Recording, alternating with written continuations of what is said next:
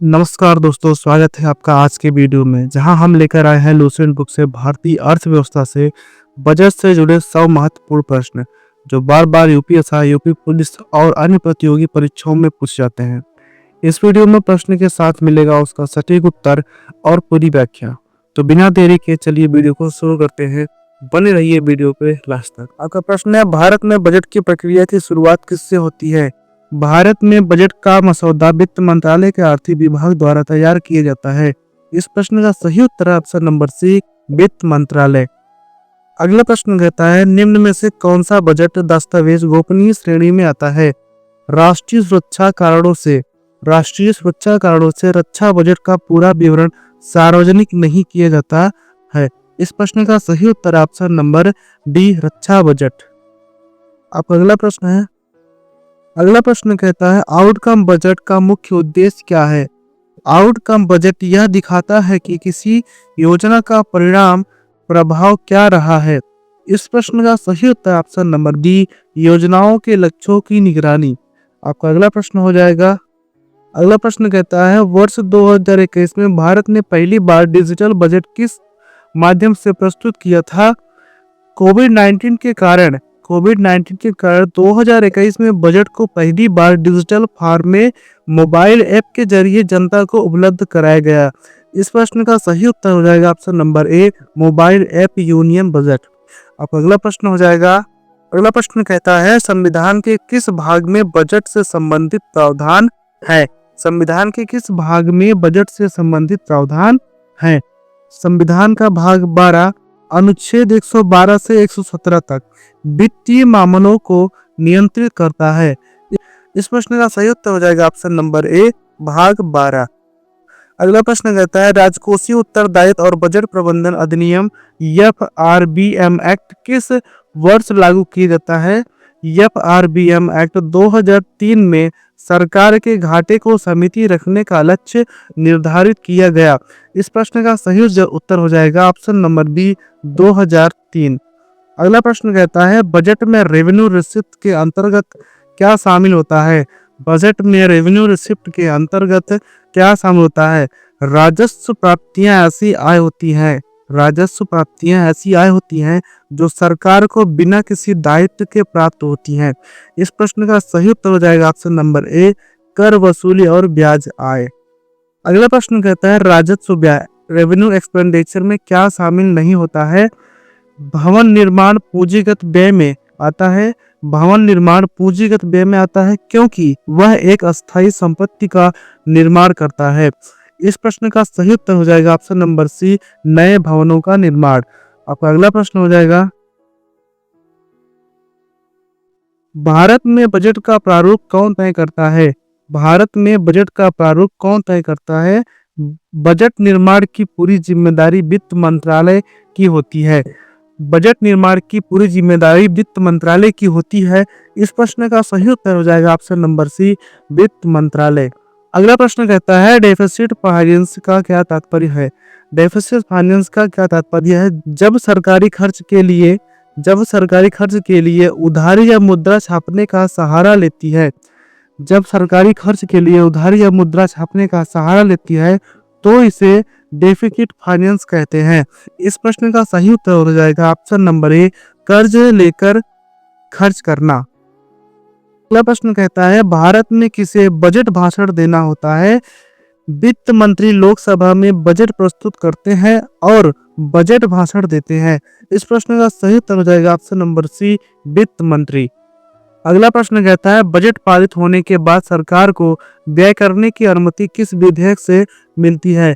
इस प्रश्न का सही उत्तर हो जाएगा ऑप्शन नंबर सी, विनियोग विधेयक सरकार को व्यय करने का संवैधानिक अधिकार देता है। अगला प्रश्न कहता है, भारत सरकार का पहला पेपरलेस बजट किसने प्रस्तुत किया था? निर्मला सीतारमण ने सन 2021 में पहला पेपरलेस बजट मोबाइल ऐप के जरिए प्रस्तुत किया। इस प्रश्न का सही उत्तर हो जाएगा option number C, Nirmala Sitharaman. अगला प्रश्न कहता है, किस वर्ष से रेलवे बजट को यूनियन बजट में शामिल किया गया? 92 वर्षों के बाद 92 वर्षों के बाद 2017 से रेल बजट को आम बजट में शामिल कर दिया गया। इस प्रश्न का सही उत्तर हो जाएगा ऑप्शन नंबर सी 2017।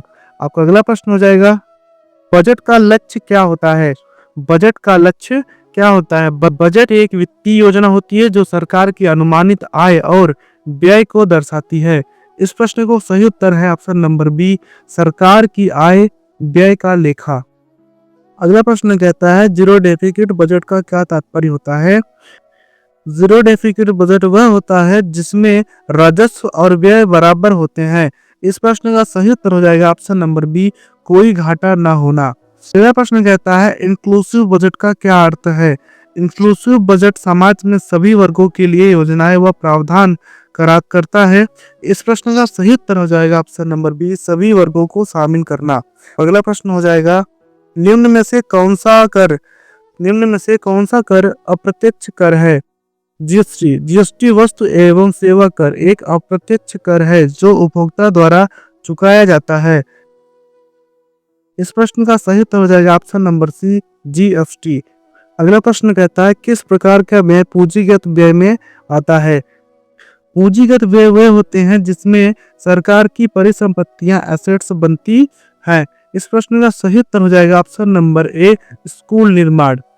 अगला प्रश्न कहता है, भारत सरकार का बजट किस एजेंसी के माध्यम से मुद्रित किया जाता है? केंद्रीय बजट को राष्ट्रीय मुद्रालय नेशनल प्रिंटिंग प्रेस में गोपनीय तरीके से छापा जाता है। इस प्रश्न का सही उत्तर हो जाएगा ऑप्शन नंबर सी, राष्ट्रीय मुद्रालय।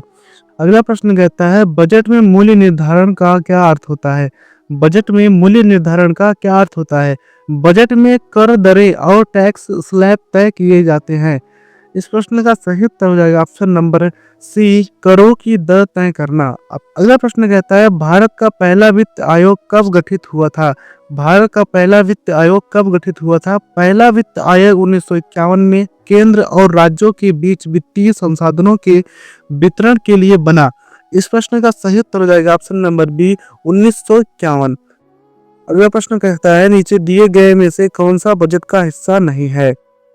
सामाजिक बजट बजट का कोई आधिकारिक भाग नहीं होता। इस प्रश्न का सही उत्तर हो जाएगा ऑप्शन नंबर डी, सामाजिक बजट। अगला प्रश्न कहता है, राजस्व घाटा कब होता है? जब सरकार की नियमित आय से अधिक खर्च हो तब राजस्व घाटा होता है। इस प्रश्न का सही उत्तर हो जाएगा ऑप्शन नंबर बी, राजस्व व्यय लेस राजस्व आय। अगला प्रश्न कहता है, ग्लोबल बजट किसके लिए उपयोग होता है? ग्लोबल बजट किसी परियोजना के लिए कुल धनराशि का प्रावधान करता है। इस प्रश्न का सही उत्तर हो जाएगा ऑप्शन नंबर बी, एक निश्चित परियोजना के लिए। एक निश्चित परियोजना के लिए। आपका अगला प्रश्न है, भारत में बजट में अनुदान किसके द्वारा दिए जाते हैं? भारत में बजट में अनुदान किसके द्वारा दिए जाते हैं? इस प्रश्न का सही उत्तर हो जाएगा ऑप्शन नंबर बी, केंद्र सरकार। केंद्र सरकार राज्यों या संस्थाओं को योजनाओं के लिए अनुदान देती है। अब अगला प्रश्न है, बजट में वित्तीय घाटा का क्या मतलब होता है? वित्तीय घाटा वह राशि है जो सरकार को उधार लेनी पड़ती है। इस प्रश्न का सही उत्तर है ऑप्शन नंबर ए, कुल व्यय माइनस कुल राजस्व। अगला प्रश्न कहता है, भारत सरकार का बजट भाषण कब दिया जाता है? बजट भाषण आमतौर पर फरवरी के अंत या मार्च में दिया जाता है। इस प्रश्न का सही उत्तर है ऑप्शन नंबर ए, वित्त वर्ष की शुरुआत में। अगला प्रश्न कहता है, निम्नलिखित में से कौन सा केंद्रीय बजट का हिस्सा है? केंद्रीय बजट में विभिन्न विभागों के लिए बजट प्रावधान होते हैं। इस प्रश्न का सही उत्तर हो जाएगा ऑप्शन नंबर डी, उपरोक्त सभी। ग्रामीण विकास बजट, रक्षा बजट, शिक्षा बजट। अगला प्रश्न कहता है, गैर कर राजस्व नॉन टैक्स रेवेन्यू में क्या शामिल होता है? गैर कर राजस्व में सरकार की फीस, लाभांश, ब्याज आदि आते हैं। इस प्रश्न का सही उत्तर हो जाएगा ऑप्शन नंबर सी, सरकारी शुल्क और लाभांश।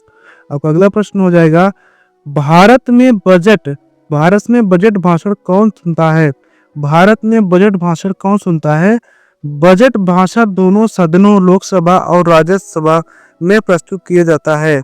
इस प्रश्न का सही उत्तर हो जाएगा ऑप्शन नंबर सी, दोनों सदन। अगला प्रश्न रहता है, डिफॉल्ट बजट का मतलब क्या होता है? डिफॉल्ट बजट में सरकार की आय से खर्च अधिक होता है। इस प्रश्न का सही उत्तर हो जाएगा ऑप्शन नंबर बी, व्यय आय से अधिक। अगला प्रश्न हो जाएगा, निम्न में से कौन सी चीज बजट में शामिल नहीं होती है? निम्न में से कौन सी चीज बजट में शामिल नहीं होती है? मुद्रा विनिमय दर बजट का हिस्सा नहीं होता है। इस प्रश्न का सही उत्तर हो जाएगा ऑप्शन नंबर सी, विदेशी मुद्रा विनिमय दर। अगला प्रश्न कहता है, बजट में सार्वजनिक वित्त का क्या अर्थ होता है? सार्वजनिक वित्त का मतलब है सरकार के वित्तीय संसाधनों का प्रबंधन। इस प्रश्न का सही उत्तर ऑप्शन नंबर है, सरकार की आय माइनस व्यय की योजना। यह प्रश्न कहता है, भारत सरकार का बजट कब संसद में प्रस्तुत किया जाता है? भारत में बजट फरवरी में संसद में पेश किया जाता है। इस प्रश्न का सही उत्तर हो जाएगा ऑप्शन नंबर बी, फरवरी में। अगला प्रश्न कहता है, राजस्व प्राप्ति और पूंजी प्राप्ति में क्या अंतर है?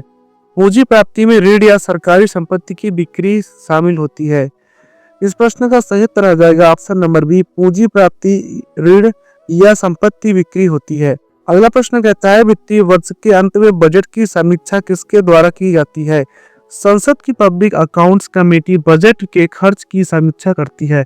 इस प्रश्न का सही उत्तर हो जाएगा ऑप्शन नंबर बी, संसद की लेखा समिति। अगला प्रश्न कहता है, टैक्स स्लैब का क्या मतलब होता है?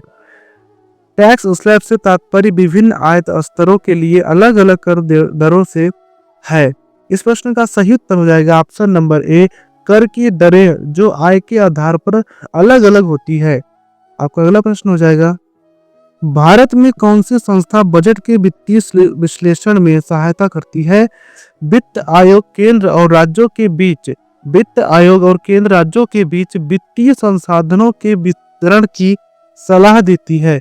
इस प्रश्न का सही उत्तर हो जाएगा ऑप्शन नंबर सी, वित्त आयोग। अगला प्रश्न कहता है, किसी वित्तीय वर्ष में सरकार के कुल व्यय से कुल आय कम होने की स्थिति क्या कहलाती है? जब सरकार की कुल आय से अधिक खर्च होता है तो वित्तीय घाटा होता है। इस प्रश्न का सही उत्तर हो जाएगा ऑप्शन नंबर बी, वित्तीय घाटा। आपका अगला प्रश्न हो जाएगा, भारत में बजट किसे प्रस्तुत किया जाता है? बजट संसद में वित्त मंत्री द्वारा प्रस्तुत किया जाता है। इस प्रश्न का सही उत्तर हो जाएगा ऑप्शन नंबर बी, वित्त मंत्री। आपका अगला प्रश्न है, वित्त वर्ष भारत में किस तिथि से शुरू होता है? भारत में वित्त वर्ष 1 अप्रैल से शुरू होकर अगले वर्ष 31 मार्च को समाप्त होता है।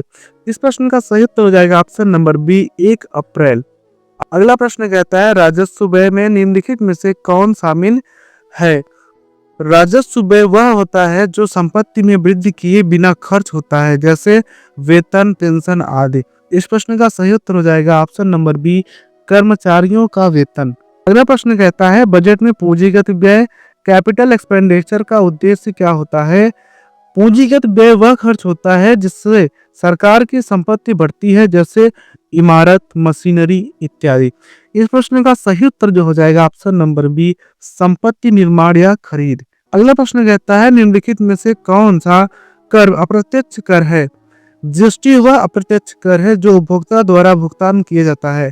इस प्रश्न का सही उत्तर हो जाएगा ऑप्शन नंबर सी, वस्तु एवं सेवा कर, जीएसटी।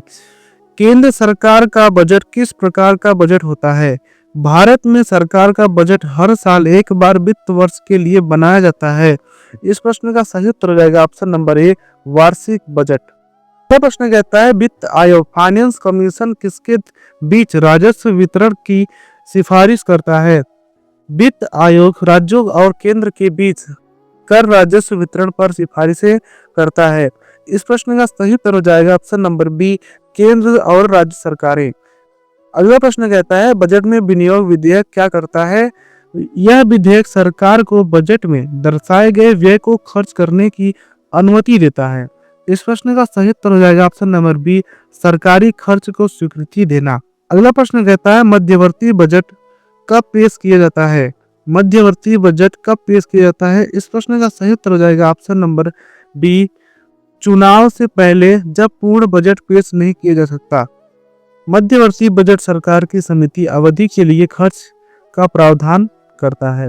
अगला प्रश्न कहता है, किसे बजट में कर राजस्व टैक्स रेवेन्यू कहा जाता है? कर राजस्व वह राशि होती है जो सरकार को करों से प्राप्त होती है। इस प्रश्न का सही उत्तर हो जाएगा ऑप्शन नंबर बी, करों के रूप में प्राप्त आय। प्रश्न कहता है वित्तीय घाटा कम करने के लिए सरकार क्या कर सकती है।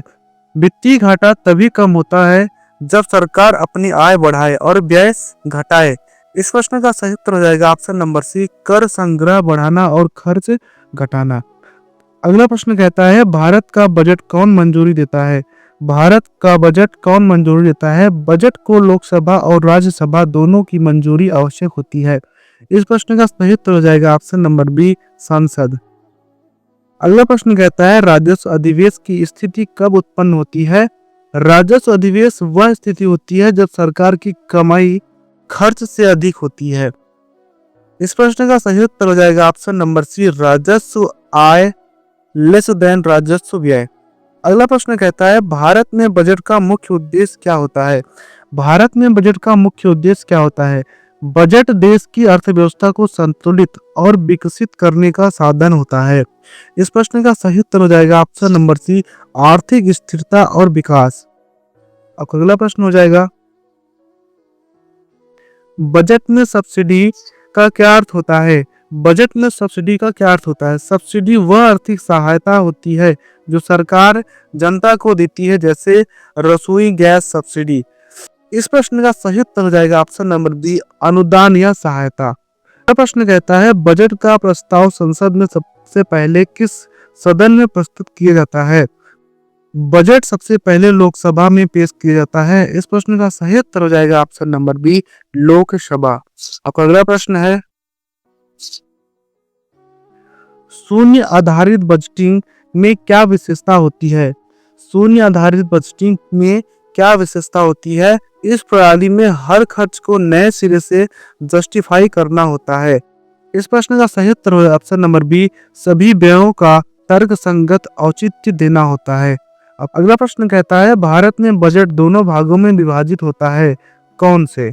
बजट को दो भागों में बांटा जाता है, राजस्व और पूंजी। इस प्रश्न का सही उत्तर हो जाएगा ऑप्शन नंबर बी, राजस्व और पूंजी। प्रश्न कहता है जीएसटी से संबंधित कर किस प्रकार का व्यय होता है। जीएसटी का भुगतान राजस्व व्यय के अंतर्गत होता है। इस प्रश्न का सही उत्तर ऑप्शन नंबर ए, राजस्व व्यय। अगला प्रश्न कहता है किस वर्ष में पहली बार बजट को फरवरी के अंतिम कार्य दिवस के बजाय 1 फरवरी को पेश किया गया था। इस प्रश्न का सही उत्तर ऑप्शन नंबर सी, 2017। 2017 से बजट को 1 फरवरी को पेश करना शुरू किया गया। अगला प्रश्न कहता है बजट प्रस्तुत के दौरान कौन सा वित्तीय दस्तावेज पेश किया जाता है। आर्थिक सर्वेक्षण बजट से 1 दिन पहले संसद में पेश किया जाता है। इस प्रश्न का सही उत्तर ऑप्शन नंबर ए, आर्थिक सर्वेक्षण। आपका अगला प्रश्न हो जाएगा यदि संसद बजट पारित नहीं करती तो क्या होता है। अस्थायी व्यवस्था के लिए वोट ऑन अकाउंट पास किया जाता है। इस प्रश्न का सही उत्तर option number B, vote on account लागू होता है। आपका अगला प्रश्न हो जाएगा भारत सरकार का सबसे अधिक खर्च किस मद में होता है। सरकार अपने पुराने कर्ज पर ब्याज देने में सबसे ज्यादा खर्च करती है। इस प्रश्न का सही उत्तर ऑप्शन नंबर सी, ब्याज भुगतान। आपका अगला प्रश्न हो जाएगा बजट निर्माण में कौन सी संस्था आंकड़े और रिपोर्ट प्रदान करती है। सीएसओ सरकार को आवश्यक आर्थिक आंकड़े प्रदान करती है। इस प्रश्न का सही उत्तर हो जाएगा ऑप्शन नंबर बी, केंद्रीय सांख्यिकी कार्यालय, सीएसओ। अगला प्रश्न कहता है राजस्व प्राप्तियों में कर और गैर कर आय होती है। इसमें से गैर कर आय कौन सी है। इस प्रश्न का सही उत्तर ऑप्शन नंबर सी, लाभांश। सरकारी कंपनियों में प्राप्त लाभांश गैर कर राजस्व होती है। आपका अगला प्रश्न हो जाएगा अगला प्रश्न कहता है बजट में योजना मद का खर्च किस पर होता है। योजना मद से नए योजनात्मक खर्च पूरे किए जाते हैं। इस प्रश्न का सही उत्तर ऑप्शन नंबर बी, नए विकास प्रोजेक्ट्स। आपका अगला प्रश्न हो जाएगा पूंजीगत प्राप्तियों में कौन सी बात शामिल नहीं होती है। पूंजीगत प्राप्तियों में से कौन सी बात शामिल नहीं होती है। इस प्रश्न का सही उत्तर हो जाएगा ऑप्शन नंबर सी, कर संग्रह। कर संग्रह राजस्व प्राप्तियों में आता है, पूंजीगत में नहीं। आपका अगला प्रश्न हो जाएगा किस अधिनियम के अंतर्गत भारत में बजट की तैयारी होती है। इस प्रश्न का सही उत्तर हो जाएगा ऑप्शन नंबर डी, वित्तीय उत्तरदायित्व और बजट प्रबंधन अधिनियम, FRBM। यह अधिनियम सरकार को वित्तीय अनुशासन के तहत बजट तैयार करने की दिशा देता है। अगला प्रश्न कहता है बजट के दौरान सरकार को राजस्व घाटा से कैसे बचाया जा सकता है? खर्च घटाना और टैक्स बढ़ाना दोनों उपाय हैं घाटा कम करने के। इस प्रश्न का सही उत्तर आ जाएगा ऑप्शन नंबर डी, ए और बी दोनों।